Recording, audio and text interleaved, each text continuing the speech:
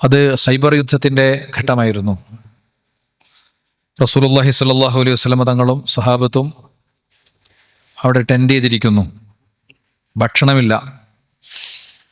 അപ്പോഴാണ് അവരുടെ അടുത്തുണ്ടായിരുന്ന കഴുതകളെ അറുത്ത്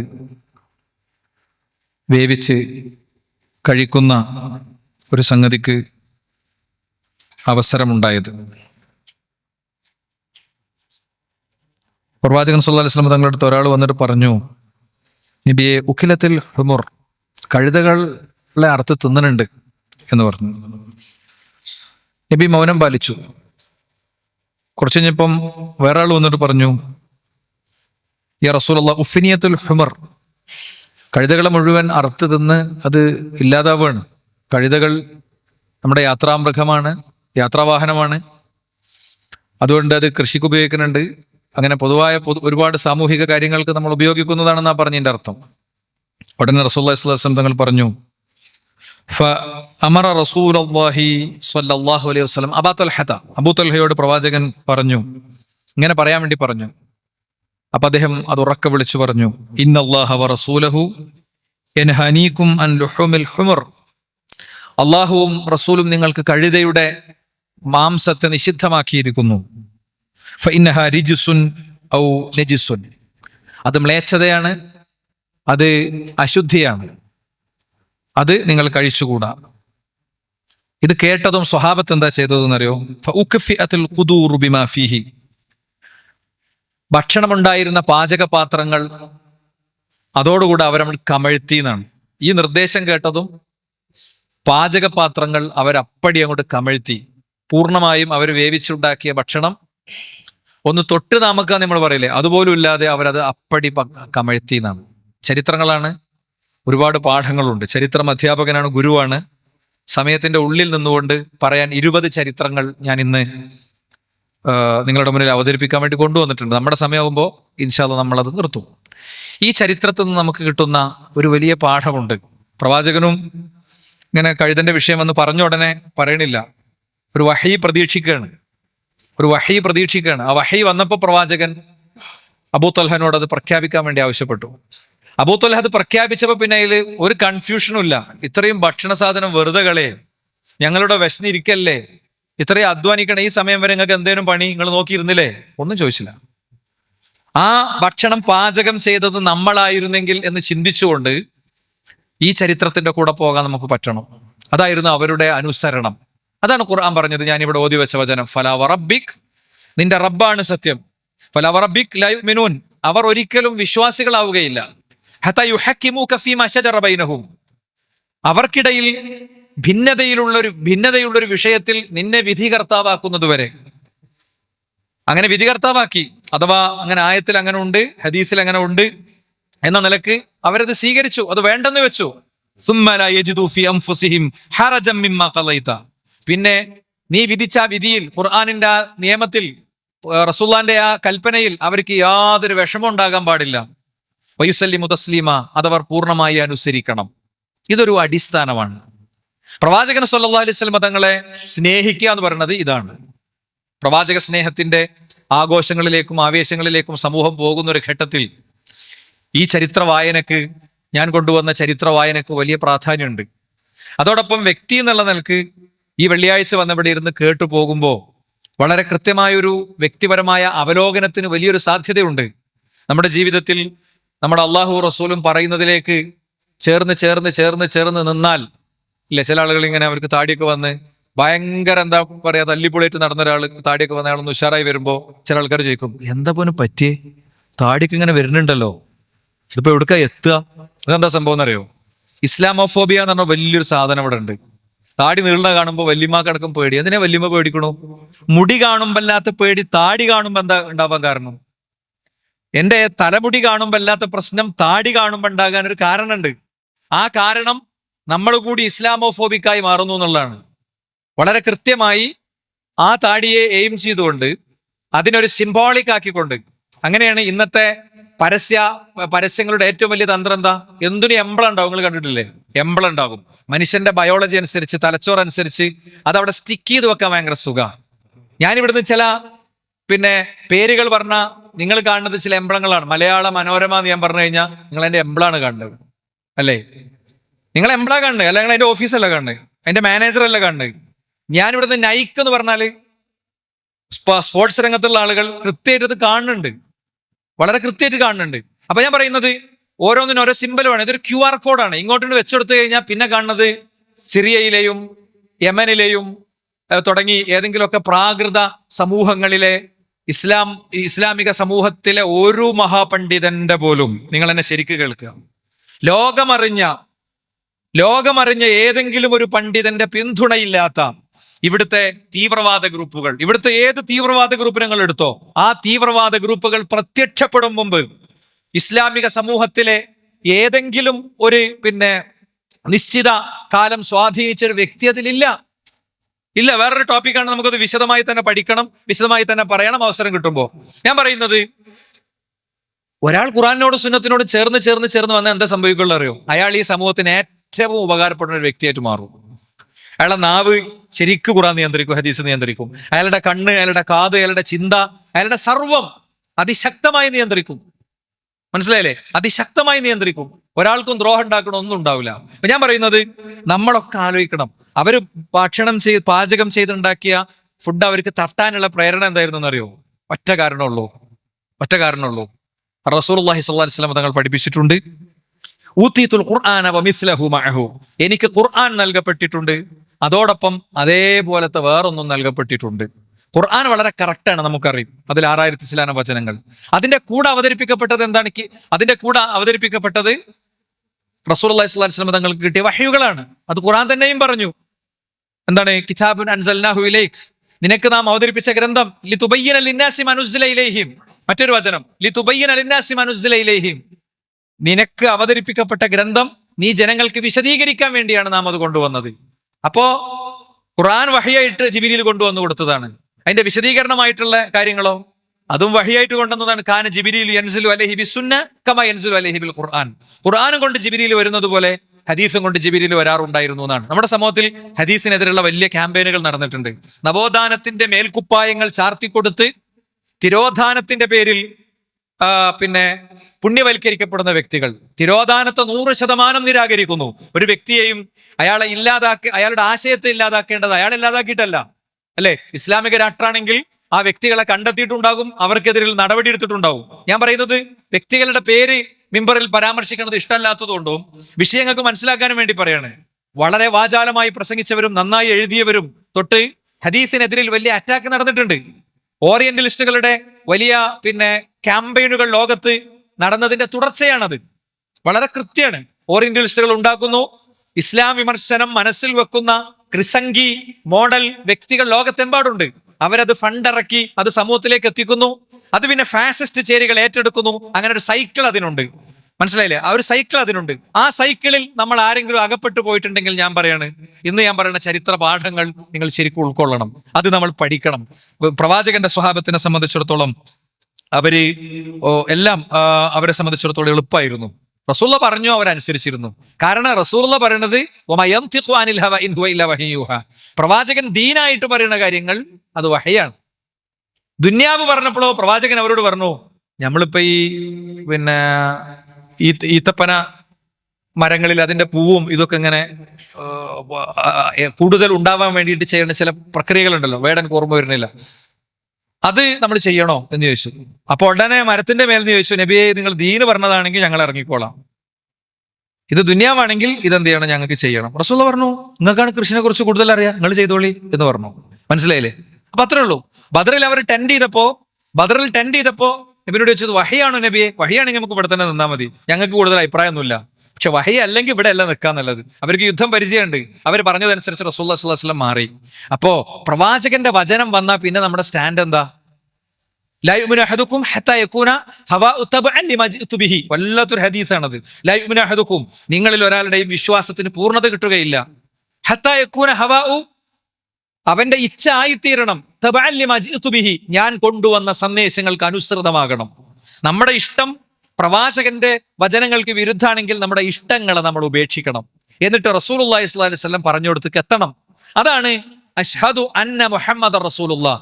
റസൂലുള്ളാഹി എന്റെ പ്രവാചകനാണ് എന്ന് പറയുന്ന ആ ഷഹാദത്തിന്റെ അർത്ഥം അതാണ് പ്രവാചക സ്നേഹം. അല്ലാതെ ഒരു സ്പെഷ്യൽ ഡേ, പ്രത്യേകമായ പ്രാർത്ഥനകളും പ്രകീർത്തനങ്ങളും അങ്ങനെയല്ല, അല്ലെ? അതിനെയല്ല നമ്മൾ പറയാം. അത് സമൂഹം തിരിച്ചറിഞ്ഞേ പറ്റൂ, ഇല്ലെങ്കിൽ നമുക്ക് പരലോകത്ത് വലിയ നഷ്ടമായിരിക്കും. അതാണ് ബാങ്ക് കഴിഞ്ഞാൽ 1-2 ദിക്റുകൾ ചെല്ലാണ്ടല്ലോ. അതിൽ ദിക്ർ എന്താ? ബാങ്കിന് ഓരോ വാചകങ്ങൾക്കും ജവാബ് കൊടുത്തിട്ട് നമ്മൾ പറയുന്ന ഉത്തരം എന്താ? റളീതു ബില്ലാഹി റബ്ബൻ വബിൽ ഇസ്ലാമി ദീനൻ വബി മുഹമ്മദിൻ നബിയ്യ. റളീതു ബില്ലാഹി റബ്ബൻ, എന്റെ റബ്ബായി ഞാൻ അള്ളാഹുവിനെ തൃപ്തിപ്പെട്ടിരിക്കുന്നു. വബിൽ ഇസ്ലാമി ദീനൻ, ഇസ്ലാമിനെ ഞാൻ പൂർണ്ണമായും എന്റെ മതമായി തൃപ്തിപ്പെട്ട് ഉൾക്കൊണ്ടിരിക്കുന്നു. വബി മുഹമ്മദിൻ നബിയ്യ, എന്റെ പ്രവാചകനായി ഞാൻ റസൂലുള്ളാഹിയെയും മുഹമ്മദ് റസൂലുള്ളാഹി സ്വല്ലല്ലാഹു അലൈഹി വസല്ലം തൃപ്തിപ്പെട്ടിരിക്കുന്നു എന്നാണ്. അഷ്ഹദു എന്ന് പറഞ്ഞൊരു വ്യക്തി, അയാള് ആധാർ കാർഡിൽ വിശ്വാസിയായിരിക്കും. അള്ളാഹിന്റെ അടുത്ത് വിശ്വാസിയാവണമെങ്കിൽ ഈ പറഞ്ഞ റിളയിലേക്ക് അയാൾ എത്തണം. അപ്പൊ ആ റിളകളെ, ആ തൃപ്തിയെ നമുക്ക് അത്ര തന്നെ ബോധ്യപ്പെടുത്തി തരാത്ത ചില കാര്യങ്ങളൊക്കെ ഇടയ്ക്ക് നമ്മൾ കാണും കേൾക്കുകയൊക്കെ ചെയ്യും. ഇസ്ലാമിന്റെ വിധികളോ ഹുക്കുമുകളോ ഒക്കെ ആയിട്ട്. എന്താ അതിന്റെ കുഴപ്പം? നമ്മുടെ പഠനത്തിന്റെ അഭാവം അല്ലാതെ വേറൊന്നും ഉണ്ടാവില്ല. നമ്മൾ സൂക്ഷ്മമായി വിഷയത്തെ പഠിച്ചെത്തുമ്പോൾ നിങ്ങൾ ആലോചിച്ച് നോക്ക്, ഇസ്ലാം എന്ന മതത്തെ ഇവിടെ നിന്ന് ഇല്ലാതാക്കാൻ എന്തെല്ലാം അവിടെ നടക്കുന്നുണ്ട്. അധിനിവേശങ്ങൾ ഒരു ഭാഗത്തുണ്ട്.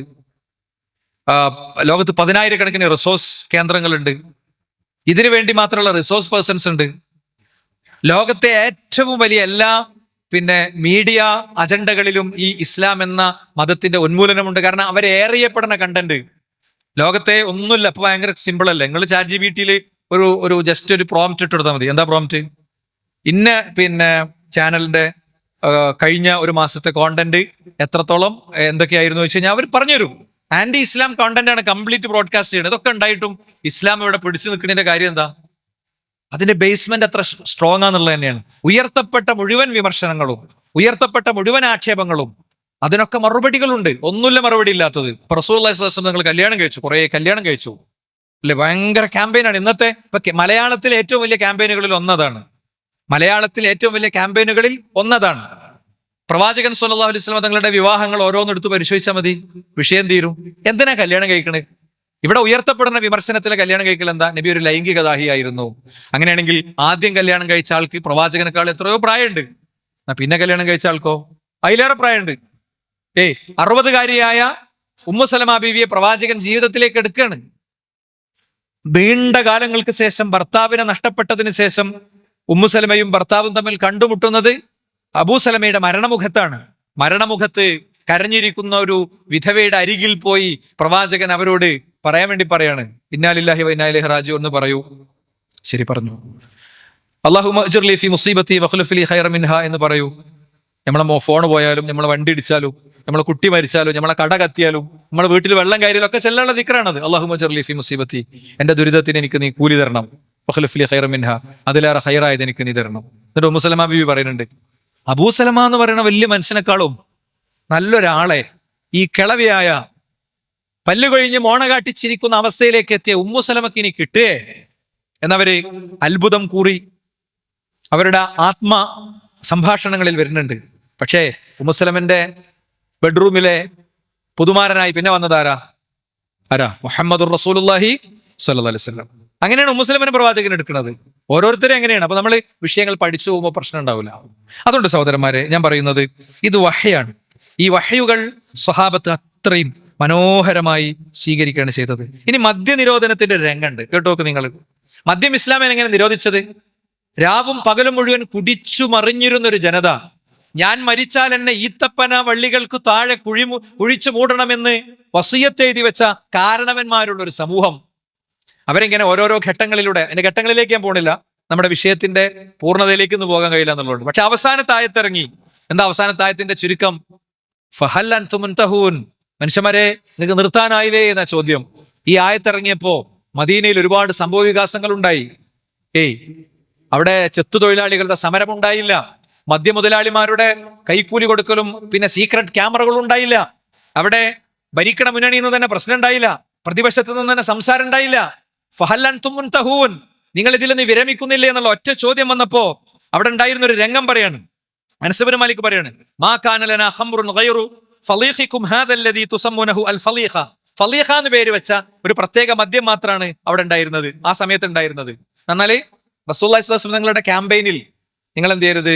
മദ്യത്തിൽ ഗുണത്തെക്കാളേറെ ദോഷാണെന്ന് പറഞ്ഞു വെച്ചു. ഗുണത്തെക്കാളേറെ ദോഷാണെന്ന് റസൂലുള്ളാഹി പറഞ്ഞൊരു കാര്യം ഞാൻ ഉപയോഗിക്കണില്ല എന്ന് കുറച്ച് ആൾക്കാർ തീരുമാനിച്ചു. എന്നാലും വലിയ അഡിക്റ്റുകളൊക്കെ പിന്നെയും കുറച്ചൊക്കെ കുടിക്കും. അപ്പൊ റസൂൽ പറഞ്ഞു നിസ്കാരത്തിന് കുടിച്ചിട്ട് വരാൻ പാടില്ല എന്ന് പറഞ്ഞു. അപ്പൊ നിസ്കാരത്തിന് മുമ്പ് നിർത്തേണ്ടി വന്നു. രാത്രി നേരത്തെ നിർത്തി. സുബഹിന്റെ ലൊഹറിന്റെ അടിയിൽ ആണ് പിന്നെ സമയമുള്ളത്, അവിടെ നേരത്തെ നിർത്തി. ലൊഹറിന്റെ അസറിന്റെ അടിയിൽ സമയമല്ല, അപ്പോഴോ കുടിച്ചില്ല. മഗ്‌രിബിന്റെ ഇശാന്റെ അടിയിൽ അവിടെയും സമയമല്ല. അപ്പൊ കുറെ ടീം ഡെവലപ്പായി വന്നിരുന്നു. പിന്നെ വീര്യം കുറഞ്ഞ സാധനം, അതാ പറഞ്ഞ വീര്യം കുറഞ്ഞതാണെങ്കിലും കൂടിയതാണെങ്കിലും ഖലീലുഹു വ കസീറുഹു ഹറാം, കൂടിയതും കുറഞ്ഞതൊക്കെ ഹറാമാന്ന് റസൂലുള്ളാഹി സ്വല്ലല്ലാഹി അലൈഹി വസല്ലം പറയാനുള്ള കാരണം അതാണ് കേട്ടോ. പറഞ്ഞു പോണം നമ്മള്. അപ്പോ ഇങ്ങനെ വന്നപ്പോ അബൂ ത്വൽഹ എന്ത് ചെയ്യാണ്? മൂപ്പർക്ക് ഇതിന്റെ കുറച്ച് പരിപാടിയൊക്കെ ഉണ്ട്, കച്ചവടമൊക്കെ ഉണ്ട്. അദ്ദേഹം എന്ത് ചെയ്യാണ്? ഫൈനീല ഖായിമുൻ അസ്ഖി അബാ ത്വൽഹത വഫുലാനൻ വഫുലാനൻ, അബൂ ത്വൽഹക്ക് ഞാൻ കോരി കൊടുക്കുകയാണ്. അപ്പോഴോ ഇന്ന ആൾക്കാർക്കൊക്കെ കോരി മദ്യം ഇങ്ങനെ ഒഴിച്ചു കൊടുക്കുക, മദ്യവീപ്പയിൽ നിന്ന് ഇങ്ങനെ ഒഴിച്ചു കൊടുക്കുക. അപ്പോഴോ ഇത് റജുലുൻ ഫഖാൽ, ഒരാൾ വന്നിട്ട് പറഞ്ഞു വഹൽ ബലഗകുമുൽ ഖബർ, നിങ്ങൾക്ക് വാർത്ത എത്തിയില്ലേ? എന്താ വാർത്ത? ഫഖാലു വമാ ദാക്, എന്താ വാർത്ത എന്ന് ചോദിച്ചപ്പോ ഹുർരിമത്തുൽ ഖംർ, കള്ള് നിഷിദ്ധമാക്കിയിരിക്കുന്നു, കള്ള് ഹറാമാക്കിയിരിക്കുന്നു. ഫഖാലു അഹ്രിക് ഹാദിഹിൽ ഖിലാല യാ അനസ്, ഉടനെ മദ്യത്തിന്റെ കച്ചവടത്തിന്റെ മുതലാളി പറയാം, ഈ പാത്രം ഒഴിച്ചള അനസേ. അനസ് ഇങ്ങനെ കോരി കൊടുക്കുകയാണ്, ചെറിയ കുട്ടിയാണ്. അനസ ഈ പാത്രം ഒഴിച്ചള. ഖാല ഫമാ സഅലൂ അൻഹാ വലാ റാജഊഹാ ബഅദ ഖബരി റജുൽ, അതാണ് വർത്താനം, അതാണ് വർത്താനം, അതാണ് അനുസരണയുള്ളൊരു സമൂഹം അല്ലെ? അനുസരണയുള്ളൊരു സമൂഹം, ആവേശപൂർവ്വം ഹൃദയത്തിൽ നിന്ന് അശ്ഹദു പറയാൻ കഴിയുന്ന വിശ്വാസികളാകാൻ പറ്റുന്ന ഒരു രംഗമാണിത്. എന്താ? ഫമാ സഅലു അൻഹാ, അവരതിനെ കുറിച്ച് പിന്നെ ചോദിച്ചതേയില്ല. വലാ റാജഊഹ, അവർ ഉറപ്പുവരുത്തിയതുമില്ല. അല്ല മോനെ നീ പറഞ്ഞത് ശരിയല്ലേ, ഇത് വലിയ മുതലിന്റെ വലിയ ചെലവുണ്ടാക്കിയ സാധനമാണ്, ഒന്നും പറഞ്ഞില്ല. ആ മനുഷ്യൻ വന്ന് പറഞ്ഞു, ആദ്യമേ തീർന്നു. അപ്പോ റസൂലുള്ളാഹി സ്വല്ലല്ലാഹു അലൈഹി വസല്ലമ തങ്ങൾ അദ്ദേഹം പറഞ്ഞത് എന്തും അനുസരിക്കുക എന്നുള്ളതാണ് ആ ജനത ചെയ്തത്. പിന്നീട് അവരുടെ മനസ്സിൽ ഒരു വിഷമം ഉണ്ടായില്ല. ഫലാ വറബ്ബിക ലാ യുഅ്മിനൂന ഹത്താ യുഹക്കിമുക ഫീമാ ശജറ ബൈനഹും, അവർക്കിടയിൽ പിന്നെ തർക്കത്തിലിരിക്കുന്ന ഒരു വിഷയം അല്ലെങ്കിൽ സംശയമുള്ള ഒരു വിഷയം, അതിൽ റസൂലുള്ള വിധി പറഞ്ഞാൽ പിന്നെ ഒരു സംശയവും അവർക്ക് ഉണ്ടാകുമായിരുന്നില്ല എന്നാണ് ഇമാം ബുഖാരി റഹിമഹുല്ലാഹി മുസ്ലിം ഉദ്ധരിച്ചതാണ് ആദ്യം ഞാൻ പറയുന്ന ഹദീസുകളൊക്കെ കേട്ടോ. ഇനി മൂന്നാമത്തെ കാര്യം പറയാം. മൂന്നാമത്തെ സംഭവം നിങ്ങളുടെ ശ്രദ്ധയിൽപ്പെടുത്തുകയാണ്. അതെന്താന്ന് വെച്ച് കഴിഞ്ഞാൽ ഒരു സ്വർണ്ണമോതിരത്തിന്റെ കഥയാണ്. അന്ന റസൂലുള്ളാഹി ഇസ്തനഅ ഖാതമൻ മിൻ ദഹബിൻ, പ്രവാചകൻ ഒരു സ്വർണ്ണമോതിരം ധരിച്ചൊരു ദിവസം വന്നു. ഫകാന യജഅലു ഫസ്സഹു ഫി ബാതിനി കഫിഹി ഇദാ ലബിസഹു, പ്രവാചകൻ കല്ലുള്ള ഭാഗം ഉള്ളിലേക്കാക്കിയിട്ടാണ് അത് ധരിച്ചത്. അപ്പൊ എന്ത് ചെയ്തെന്നറിയോ? നബി കല്ലുള്ള ഭാഗം ഉള്ളിലേക്കാക്കിയപ്പോൾ ഓലും കല്ലുള്ള ഭാഗം ഉള്ളിലേക്കാക്കി. ഒരു ജനതയുടെ അനുസരണമാണ് ഞാൻ പറയുന്നത്. സ്വർണ്ണമോതിരാണ്, നബി കല്ലുള്ളത് ഉള്ളിലേക്കാക്കിയപ്പോൾ റസൂലുള്ളാഹി സ്വല്ലല്ലാഹു അലൈഹി വസല്ലം തങ്ങളെ അനുസരിച്ച് അവരും അങ്ങനെ തന്നെ ചെയ്തു. എന്നിട്ട് മിമ്പറിൽ വെച്ച് പ്രവാചകൻ അത് ഊരി. എന്ന് പറഞ്ഞാൽ പ്രവാചകന് സ്വർണ്ണമോതിരം നിഷിദ്ധമാക്കുന്ന വഹി വരികയാണ്. വഹി വന്നപ്പോൾ പ്രവാചകൻ ഊരി. ഫനസഅഹു ഫഖാൽ ഇന്നി കുൻതു അൽബസു ഹാദൽ ഖാതം, ഈ മോതിരം ഞാൻ ധരിക്കാറുണ്ടായിരുന്നു. വഅജഅലു ഖസ്സഹു മിൻ ദാഖിൽ, ഇത് ഞാൻ ഉള്ളിലേക്കാക്കിയിട്ടാണ്, ഫസ്സഹു മിൻ ദാഖിൽ, ഉള്ളിലേക്കാക്കിയിട്ടാണ് ഞാൻ ധരിച്ചിരുന്നത് എന്ന് പറഞ്ഞിട്ട് ഫറമാ ബിഹി, ഒറ്റ ഏറ് കൊടുത്തു. മിമ്പർമൻ തന്നെ അത് ഒറ്റ ഏറ് കൊടുത്തു. എന്നിട്ട് പറഞ്ഞു വല്ലാഹി ലാ അൽബസുഹു അബദ, ഇനി ഞാനത് ധരിക്കൂല. എന്താ ജനത ചെയ്തറിയോ? ഫനബദൻ നാസ് ഖവാതിമഹു, അപ്പൊ തന്നെ എല്ലാവരും ഊരിയിട്ട് അവിടെ ഇട്ടു. ആദ്യ പള്ളിയിൽ ഊരിയിട്ട് അവിടെ ഇട്ടു. ഇതാണ് അനുസരണം. നമുക്ക് നമ്മളെ കുട്ടി ആൺകുട്ടിയാണെങ്കിലും സ്വർണ്ണം ഇട്ട് കൊടുത്തിട്ടില്ലെങ്കിൽ ഭയങ്കര ഇടങ്ങാറാ. ഞാരെങ്കിലും കുട്ടിക്ക് സ്വർണ്ണം ഇടരുതേ എന്ന് പറഞ്ഞാൽ അത് അതിവാദമായിട്ട് വിചാരിക്കും ആൾക്കാർ. ഫലാ വറബ്ബിക ലാ യുഅ്മിനൂൻ, റബ്ബാണ് സത്യം, അവരുടെ വിശ്വാസം പൂർത്തിയാവുകയില്ല. ഹത്താ യുഹക്കിമൂക ഫീമാ ശജറ ബൈനഹും, അങ്ങ് പറഞ്ഞിടത്ത് അവർ നിൽക്കുന്നതുവരെ.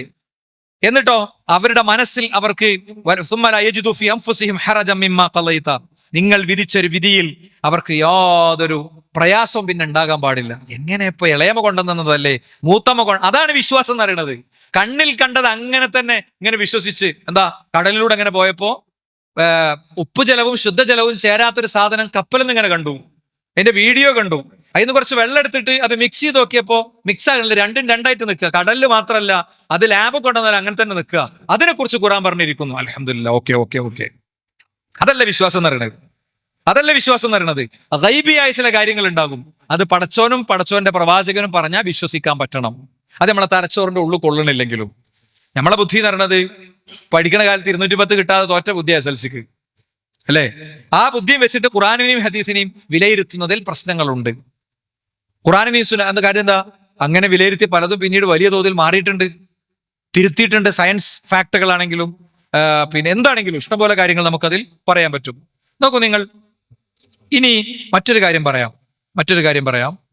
മൂന്നാമത്തെ ഒരു സംഭവം പറയാം. എന്താണ്?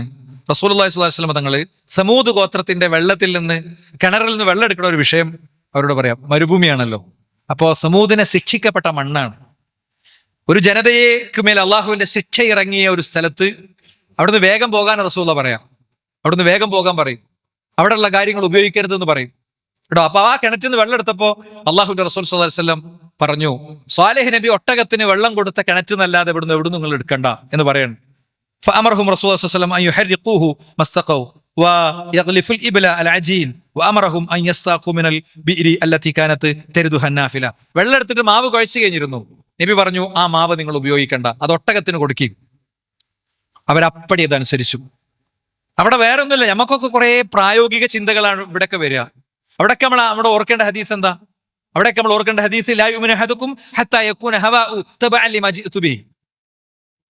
എന്റെ ഇഷ്ടങ്ങൾക്കനുസരിച്ച്, പ്രവാചകന്റെ നിർദ്ദേശങ്ങൾക്കനുസരിച്ച് നിങ്ങളുടെ നിലപാടുകളാകുന്നതുവരെ നിങ്ങളുടെ വിശ്വാസം പൂർണ്ണമാകുന്നില്ല എന്നാണ് റസൂലുള്ളാഹി സ്വല്ലല്ലാഹു അലൈഹി വസല്ലം തങ്ങൾ പറഞ്ഞ ഒന്നിലും സഹോദരന്മാരെ നമുക്ക് നഷ്ടം ഉണ്ടാവില്ല. അതിൽ നിലപാടെടുത്തതുകൊണ്ട്, അതനുസരിച്ച് തീരുമാനം എടുത്തതുകൊണ്ട് ഒരു നഷ്ടം നമുക്ക് ഉണ്ടാവില്ല കേട്ടോ. ഇപ്പൊ പലിശനെ കുറിച്ചൊക്കെ പറയുമ്പോൾ ആളുകൾ പറയും, ഒരു എന്താ നിങ്ങൾ പറയണത്, കച്ചവടമല്ലേ, നടക്കണ്ടേ? ഞാൻ ചോദിക്കുന്നത്, പലിശക്ക് എടുത്തിട്ട് വിജയിപ്പിച്ച എത്ര കച്ചവടം ഉണ്ട്? ലോകം തന്നെയും ഇസ്ലാമിക് ഫിനാൻസിനെ സംബന്ധിച്ച് കമന്റ് ചെയ്യുന്ന കാലത്താണ് നമ്മൾ ജീവിക്കുന്നത്, അല്ലേ? ലോക സാമ്പത്തിക പ്രതിസന്ധിയുടെ ഒരു സ്റ്റോറി നിങ്ങളൊന്ന് എടുത്തു നോക്ക്. ലോക സാമ്പത്തിക പ്രതിസന്ധിയുടെ സ്റ്റോറി, ജനിക്കാനിരിക്കുന്ന 10,000-കണക്കിന് കുഞ്ഞുങ്ങൾക്ക് കോടികളുടെ കടമുള്ള അവസ്ഥയിലാണ് ലോകത്ത് ഓരോ രാഷ്ട്രങ്ങളും ഉള്ളത്.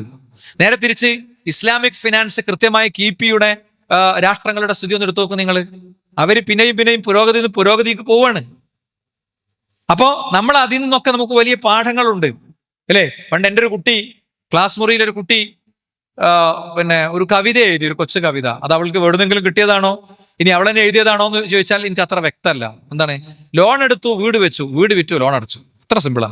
ലോൺ എടുത്തു, വീട് വെച്ചു, വീട് വിറ്റു, ലോൺ അടച്ചു, അല്ലേ?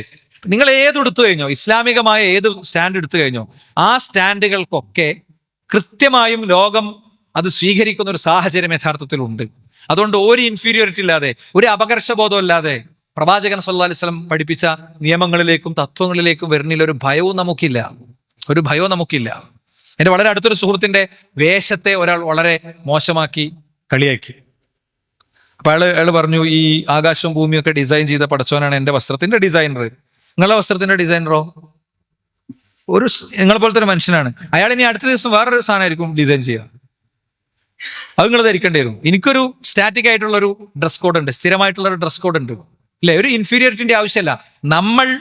നമ്മളുടെ വിശ്വാസങ്ങളെയും സമീപനങ്ങളെയും ശരിയായി പഠിച്ചാൽ തീർച്ചയായും അത് നമുക്ക് നിലനിർത്തി മുന്നോട്ട് പോകാൻ കഴിയുമെന്നാണ് ഉറപ്പിക്കുള്ളത്.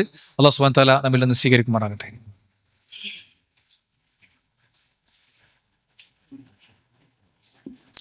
അൽഹംദുലില്ലാഹി വസ്സലാത്തു വസ്സലാമു അലാ റസൂലില്ലാഹി വഅലാ ആലിഹി വസ്ഹബിഹി അജ്മഈൻ, അമ്മാ ബഅദ്. സൃഷ്ടാവും സംരക്ഷകനുമായ റബ്ബിനെ ജീവിതത്തിന്റെ എല്ലാ മേഖലയിലും സൂക്ഷിക്കണമെന്ന് ഒരിക്കൽ കൂടി ഉണർത്തുകയാണ്, ഉത്ബോധിപ്പിക്കുകയാണ്. അവരുടെ വളരെ വ്യക്തിപരമായ കാര്യങ്ങളിൽ പോലും റസൂലുള്ളാഹി സ്വല്ലല്ലാഹു അലൈഹി വസല്ലം തങ്ങളുടെ വരികൾക്ക് വലിയ പ്രാധാന്യം അവർ കൽപ്പിച്ചിരുന്നു. ഒരു മനുഷ്യൻ അദ്ദേഹത്തിന്റെ ഭാര്യയെക്കുറിച്ചുള്ള, ഒരു ഭാര്യ അദ്ദേഹത്തിന്റെ ഭർത്താവിനെ കുറിച്ചുള്ള പരാതിയായിട്ട് പ്രവാചകൻ സല്ലല്ലാഹു അലൈഹി വസല്ലം തങ്ങളുടെ അടുത്ത് വരികയാണ്. അപ്പൊ ഈ മനുഷ്യനാണെങ്കിൽ പെണ്ണിനോട് ഭയങ്കര സ്നേഹമാണ്. ഈ സ്ത്രീക്കാണെങ്കിൽ ഈ മനുഷ്യനെ വേണ്ട. അപ്പൊ പ്രവാചകൻ ഇങ്ങനെ ഒരു ആത്മകഥം പോലെ പറഞ്ഞു, അവനെ സ്വീകരിച്ചിരുന്നെങ്കിൽ എന്നിങ്ങനെ പറഞ്ഞു. ഒട്ടനെ അത്രയും നേരം ഇങ്ങനെ ആ ഭർത്താവിനെതിരെ കമന്റ് ചെയ്തുകൊണ്ടിരുന്ന സ്ത്രീ പെട്ടെന്ന്, നബിയെ, ഇത് നിങ്ങൾ എന്നോട് നിർദ്ദേശിക്കുകയാണോ ഞാൻ എടുക്കൂ? ഇല്ല, ഞാൻ നിർദ്ദേശിക്കണില്ല, ഞാൻ എൻ്റെ ഒരു ആഗ്രഹം പറഞ്ഞതാണ്. അത്ര ക്ലിയറാ അവരുടെ അനുസരണം. ഒരു വയോധികയായ സ്ത്രീ ഒരു ഭാര്യയും ഭർത്താവുള്ള വീട്ടിൽ ചെന്നപ്പോ കുറച്ച് കഴിഞ്ഞപ്പോൾ അവർക്ക് മനസ്സിലായി, ഈ ഭാര്യയും ഭർത്താവും എൻ്റെ പാല് കുടിച്ചിട്ടുണ്ട്. അറബ്സിനിടയിൽ ഇന്നും നിലനിൽക്കുന്ന ഒരു രീതിയാണത്. നമ്മൾ കുപ്പിപ്പാൽ കൊടുക്കുന്നതിന് പകരം അവരെന്ത് ചെയ്യും? മുലകുടിപ്പിക്കാൻ വേണ്ടി ഏൽപ്പിക്കും. ആ മുലകുടി ബന്ധത്തിന് ഇസ്ലാം വലിയ പ്രാധാന്യം കൊടുക്കുന്നുണ്ട്. എന്ന് പറഞ്ഞാൽ നമ്മുടെ ഭാര്യയുടെ പാല് ആശുപത്രിയിൽ അവർ നിൽക്കുമ്പോൾ മറ്റൊരു കുട്ടി കൊണ്ട് ഷെയർ ചെയ്തു എന്ന് വിചാരിക്കുക. എന്താ ആ കുട്ടിന്റെ ഉമ്മാക്ക് പാലില്ല, അല്ലെങ്കിൽ ആ കുട്ടിന്റെ ഉമ്മ മരിച്ചു, ഇപ്പൊ നമ്മൾ പറയാം അങ്ങോട്ട് തരും ഞങ്ങൾ കൊടുത്തോളാം എന്ന് പറയാം. അതോടെ ആ കുട്ടിക്ക് എവിടെ നിന്നോ വന്ന മറ്റാരുടെയോ ഉദരത്തിൽ പിറന്ന് അവർ നൊന്തു പ്രസവിച്ച് അവർ മരിച്ചുപോയി. ആ കുട്ടിയുടെ ഉമ്മയുടെ വില ഈ കുട്ടി കൊടുക്കണം എന്നാണ്. പിന്നെ അനന്തരാവകാശമല്ലാത്തതിലൊക്കെ എന്താണ് നിയമം ബാധകമാണെന്നാണ്. അപ്പൊ ഇവരോട് രണ്ടാളോടും പറഞ്ഞു, ഞാൻ നിങ്ങൾക്ക് രണ്ടാൾക്കും പാല് തന്നിട്ടുണ്ടല്ലോ മക്കളെ എന്ന്. അവർ രണ്ടാളും ഞാരോടും ഉണ്ടണ്ട, അത് അങ്ങനെയാണ് പോട്ടെ എന്ന് തീരുമാനിക്കല്ലേ ചെയ്തത്. അതിലൊരു ഇസ്ലാമിക വിധി ഉള്ളതുകൊണ്ട് അവർ പ്രവാചകന്റെ അടുത്ത് പോയി. വിഷമത്തോടെ പ്രവാചകൻ പറഞ്ഞു, നിങ്ങളെ കാര്യം അറിഞ്ഞു, അറിയണത് വരെ കുഴപ്പമില്ല, അറിഞ്ഞ സ്ഥിതിക്ക് പാലിന്, മുലപ്പാലിന് അങ്ങനത്തെ ഒരു വില ഉണ്ട്, പിന്നെ നിങ്ങൾ ഭാര്യ ഭർത്താക്കന്മാരായി ജീവിക്കാൻ പറ്റില്ല എന്ന് പറയുന്നു. അവരെന്ത് ചെയ്യുന്നു? സന്തോഷപൂർവ്വം പിരിയുന്നു. കരച്ചിലും ബഹളമൊന്നുമില്ല, ഒരു വിധിയെ അനുസരിക്കുന്നു. ഞാൻ പറയുന്നത് ഇസ്ലാമിക ചരിത്രം എടുത്ത് പരിശോധിച്ചു കഴിഞ്ഞാൽ ഇത് വ്യക്തമാണ്. മനുഷ്യ ചരിത്രത്തിൽ ഇത്രയും അനുസരിക്കപ്പെട്ട മറ്റൊരു വ്യക്തിയുണ്ടോ പ്രിയപ്പെട്ടവരെ? മനുഷ്യ ചരിത്രത്തിൽ ഇത്രയും അനുസരിക്കപ്പെട്ട മറ്റൊരു വ്യക്തിയെ നമുക്ക് കാണാൻ പറ്റുമോ? മനുഷ്യ ചരിത്രത്തിൽ ഇത്രയും ഭംഗിയുള്ള മറ്റൊരു വ്യക്തിയെ കാണാൻ പറ്റുമോ? ഒരാൾ നിങ്ങൾക്ക് ഏറ്റവും പ്രിയപ്പെട്ടവനാകുന്നത് അയാളുടെ സൗന്ദര്യമാണെങ്കിൽ മനുഷ്യ ചരിത്രത്തിൽ ഏറ്റവും സുന്ദരനായ വ്യക്തി. ഒരാൾ നിങ്ങൾക്ക് ഏറ്റവും പ്രിയപ്പെട്ടത് അദ്ദേഹത്തിന്റെ കാരുണ്യം കൊണ്ടാണെങ്കിൽ മനുഷ്യ ചരിത്രത്തിൽ കാരുണ്യത്തിന്റെയും വിട്ടുവീഴ്ചയുടെയും ഏറ്റവും മഹത്തായ ചരിത്രങ്ങൾ അവതരിപ്പിച്ച ഒരു വ്യക്തി. ഒരാളുടെ വാക്കുകളാണ് BGM-ന്റെ പശ്ചാത്തലത്തിൽ സ്റ്റാറ്റസുകളിൽ തെളിയുന്ന, ആരോ സ്ക്രിപ്റ്റ് എഴുതി കൊടുത്ത് വേറെ ആരോ പ്രാക്ടീസ് കൊടുത്ത് അതിനുശേഷവും ഏറ്റവും മെഗാ പിക്സൽ കപ്പാസിറ്റി ഉള്ള ക്യാമറകൾക്ക് മുന്നിൽ ഒരുപാട് തവണ തെറ്റിച്ചു വീണ്ടും അയാൾ ആവർത്തിച്ചു പറഞ്ഞ ഡയലോഗാണ് അയാളെ നിങ്ങൾക്ക് ഏറ്റവും പ്രിയപ്പെട്ടതാക്കുന്നതെങ്കിൽ അയാളുടെ കഴിവിനൊന്നും നിരാകരിക്കാൻ പറഞ്ഞതല്ലേ ഞാൻ. റസൂലുള്ളാഹി സ്വല്ലല്ലാഹു അലൈഹി വസല്ലം ഒരാളും സ്ക്രിപ്റ്റ് എഴുതി കൊടുത്തിട്ടില്ല, ഒരാളും റീടേക്ക് ചെയ്തിട്ടില്ല. എന്തെല്ലാം മനോഹരമായ കമന്റ്സ് ഉണ്ട്. നീ നിന്റെ വീടിന്റെ മേൽക്കൂര കെട്ടുമ്പോ മറ്റോനെ പരിഗണിക്കണം. നിന്റെ മേൽക്കൂരിൽ നിന്നുള്ള ദ്രോഹം അങ്ങോട്ട് ഉണ്ടാകരുത്. അയൽവാസി പട്ടിണി കിടക്കുമ്പോ വയറ് നിറയെ ഭക്ഷണം കഴിക്കണോനെ അവന്റെ വിശ്വാസം പൂർണ്ണമല്ല, അല്ലെ? അനാഥ കുട്ടിയുടെ സംരക്ഷണത്തിന്റെ കാര്യത്തിൽ, വിധവയുടെ കാര്യത്തിൽ, ലോകം പിന്നീട് ചർച്ച ചെയ്യാനിരിക്കുന്ന കാര്യങ്ങളിലൊക്കെ റസൂലുള്ളാഹി സ്വല്ലല്ലാഹു അലൈഹി വസല്ലം കമന്റ് ചെയ്തിട്ടുണ്ട്. കാരണം റസൂൽ പറഞ്ഞത് അത്രയും വഹയാണ്. വഹി മാത്രമേ പ്രവാചകൻ സ്വല്ലല്ലാഹു അലൈഹി വസല്ലം സംസാരിക്കൂ എന്നുള്ളതാണ് അതിന്റെ കാരണം. അതുകൊണ്ട് പ്രിയപ്പെട്ടവരെ, പ്രവാചകൻ സ്വല്ലല്ലാഹു അലൈഹി വസല്ലം തങ്ങളുടെ ജീവിതത്തെയും ജീവചരിത്രത്തെയും നമ്മൾ അറിയണം. അപ്പോഴേ നമുക്ക് പിന്നോട് ഇഷ്ടം ഉണ്ടാവുള്ളൂ. അല്ലാതെ ഏതെങ്കിലും ഒരു ദിവസം എല്ലാവരുടെയും കൊടിയൊക്കെ പിടിച്ച് പിന്നെ കുറച്ച് ദിക്റൊക്കെ ചൊല്ലി അങ്ങനെ നടന്നതുകൊണ്ട് അതിന് ഇസ്ലാമികമായ രേഖയില്ല, പ്രമാണങ്ങളില്ല. ആയിഷ ബീവി പ്രവാചകന് ശേഷം 10-40 വർഷം ജീവിച്ചിട്ടുണ്ട്. അവരൊരിക്കലും അത് ചെയ്തിട്ടില്ല. 4 ഖലീഫമാര് ചെയ്തിട്ടില്ല. സ്വഹാബത്തിൽ ഒരു സ്വഹാബിയും ചെയ്തിട്ടില്ല. അതുകൊണ്ട് നമ്മളെ സംബന്ധിച്ചിടത്തോളം നമുക്ക് ഇത്തരം സന്ദർഭങ്ങളിലൊക്കെ ഓർമ്മ വരേണ്ടത് പ്രവാചക ജീവിതത്തെ ശരിയായി പഠിക്കാനുള്ള പ്രചോദനങ്ങളാണ് ഉണ്ടാവേണ്ടത്. ആ രീതിയിൽ മുന്നോട്ട് പോകാൻ അള്ളാഹു നമ്മെ അനുഗ്രഹിക്കുമാറാകട്ടെ. അവന്റെ മുഅ്മിനുകളിൽ, മുത്തഖികളിൽ, മുഖ്ലിസുകളിൽ അവൻ നമ്മെ ഉൾപ്പെടുത്തുമാറാകട്ടെ. വ്യത്യസ്തങ്ങളായ രോഗങ്ങളും പ്രയാസങ്ങളും അനുഭവിക്കുന്ന ആളുകളുണ്ട്. എല്ലാവർക്കും അള്ളാഹു ഷിഫാഇനെ കൊടുക്കുമാറാകട്ടെ. നമ്മുടെ വളരെ അടുത്തൊരു സുഹൃത്ത്, ഇവിടെ ഇരിക്കുന്ന കുറെ ആളുകൾക്ക് അറിയാം, അദ്ദേഹം കഴിഞ്ഞ 10-20 ദിവസമായി അബോധാവസ്ഥയിൽ കിടക്കുകയാണ്. അദ്ദേഹത്തിന്റെ ബോധം തെളിയുന്നതും പ്രതീക്ഷിച്ച് ഒരു കുടുംബം കാത്തിരിക്കുകയാണ്. അദ്ദേഹത്തിന് വേണ്ടി ഒരു കുഞ്ഞ് അദ്ദേഹത്തിന്റെ ഭാര്യയുടെ ഉദരത്തിൽ തുടിക്കുകയാണ്. ഈ 20-ാം തീയതിയാണ് ആ കുട്ടിയുടെ പിന്നെ എന്താ പറയുക ഡെലിവറി ഡേറ്റ് ഡോക്ടർ കൊടുത്തിട്ടുള്ളത്. അല്ലാഹു സുബ്ഹാനഹു വ തആല ആ കുഞ്ഞിന്റെ കരച്ചിൽ കേട്ട് ഉണർച്ചയിലേക്ക് എത്തുന്ന ഒരു തൗഫീഖിനെ എന്റെ പ്രിയപ്പെട്ട സുഹൃത്തിന് പ്രദാനം ചെയ്യുമാറാകട്ടെ എന്ന് ഈ സന്ദർഭത്തിൽ പ്രാർത്ഥിക്കുകയാണ്. നിസ്സഹായരാണ് നമ്മളൊക്കെ. ഒരുപാട് പ്ലാനും പദ്ധതി ഉണ്ടാക്കി പോവാണ്. ഒരു ബൈക്കും ഒന്നൊന്ന് തെന്നി വീണപ്പോ നഷ്ടപ്പെട്ട ബോധത്തെ തിരിച്ചു കൊണ്ടുവരാൻ 10-15 ലക്ഷം ചെലവാക്കി കഴിഞ്ഞപ്പോ ഏത് വ്യക്തിയാണ് സുഹൃത്തുക്കളെ, ഈ ഇരിക്കണ ആർക്കാണ് സുഹൃത്തുക്കളെ പറ്റുക? അതുകൊണ്ട് ഒരു ദിവസം പോകും. നമ്മൾ ആരാണെങ്കിലും എന്താണെങ്കിലും, എന്തൊക്കെ ഡെസിഗ്നേഷനുകളുടെ തണലിലാണെങ്കിലും, എന്തൊക്കെ കുടുംബത്തിന്റെ സംരക്ഷണം ഉണ്ടെങ്കിലും നമ്മളെ കൊണ്ടുപോയി ഒരു ചാലിൽ ചെരിച്ച് കിടത്തും, മേലെ കല്ലുവെക്കും. അവിടെ മുതൽ ഒരു ജീവിതം ആരംഭിക്കുന്നു എന്നുള്ളതാണ് പ്രശ്നം. അവസാനിക്കല്ല, ആരംഭിക്കുകയാണ് ചെയ്യുന്നത്. അതുകൊണ്ട് ഉറ്റാലോചിച്ചുകൊണ്ട് മുന്നോട്ട് പോവുക.